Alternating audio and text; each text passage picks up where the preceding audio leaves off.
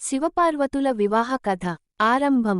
ప్రపంచ సృష్టిలో సమతుల్యత కోసం మహాదేవుడైన శివుడు సతీ దహనాంతరం వైకుంఠపరిణామం అయి హిమవంతుడు, హిమాలయరాజు మరియు మేనాదేవి కుమార్తెగా పార్వతిగా జన్మించారు.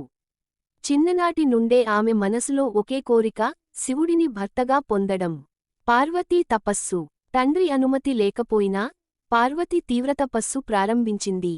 హిమాలయాల్లో వర్షం, ఎండ, మంచు ఏదీ లెక్కచేయకుండా సంవత్సరాల తరబడి శివుని ధ్యానం చేసింది.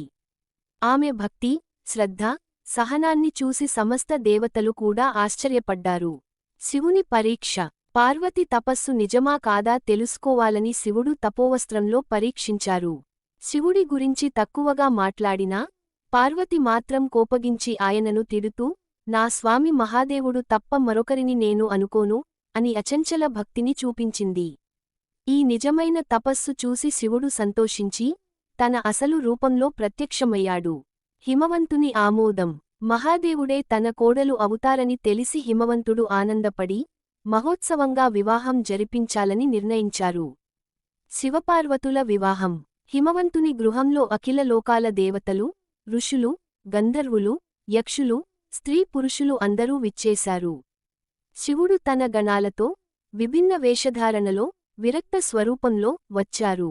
మొదట కొందరు ఆశ్చర్యపోయినా అసలు తత్వాన్ని గ్రహించి అందరూ ఆనందపడ్డారు. మహాదేవుడు పార్వతిని వరమాల వేసి స్వీకరించారు. అలా శివపార్వతుల వివాహం విశ్వకోశంలో అత్యంత పవిత్రమైన కలయికగా నిలిచింది. ఫలితం.